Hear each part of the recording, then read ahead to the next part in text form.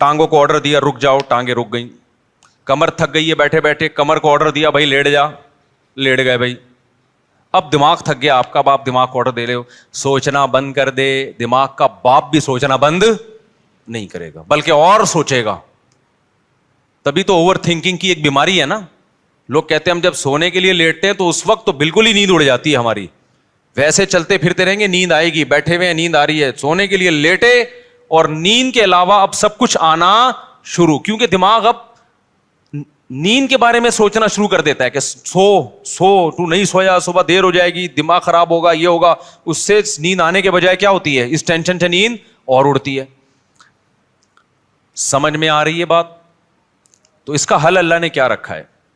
अल्लाह ने कहा ये तुम्हारे बस में नहीं है कि तुम सो जाओ, क्योंकि तुम्हारे पास जो सबसे पावरफुल पार्ट है ना वो दिमाग है। उस दिमाग के कंट्रोल में मैंने तुम्हारे सारे पार्ट दे दिए हैं। दिमाग किसके कंट्रोल में है? वो मेरे कंट्रोल में है। वो किसी का बाप भी नहीं सुला सकता जब तक मैं नहीं चाहूंगा। लिहाजा तुमने क्या करना है, सोने के असबाब इख्तियार करने हैं।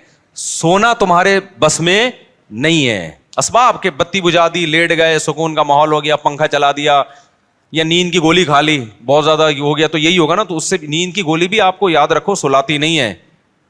वो क्या करती है, आपके जो पट्टे हैं उनको रिलैक्स कर देगी, ख्यालात को मुश्तमे कर देगी। नींद डॉक्टर कहते हैं कि नींद खुद से आती है इंसान को, कोई दवा नहीं लाती नींद। दवा यही है कि वो असबाब पैदा कर देती है, उसके सुकून के असबाब पैदा कर देती है। लेकिन दवा डायरेक्ट नींद लाने वाली अब तक कोई दवा मेरी मालूमात के मुताबिक इजाद नहीं हुई, जो डॉक्टर कहते हैं। तो अब क्या होता है, अब अल्लाह ताला बीच में आते हैं। अल्लाह ताला कहते हैं वजअलना नौमकुम सुबाता, तुम असबाब इख्तियार करते हो, लेट जाते हो।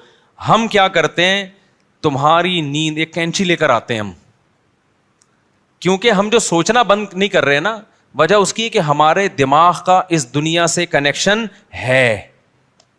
ये कनेक्शन जब तक खत्म नहीं होगा उस वक्त तक आप सोचना बंद नहीं कर सकते। आप जब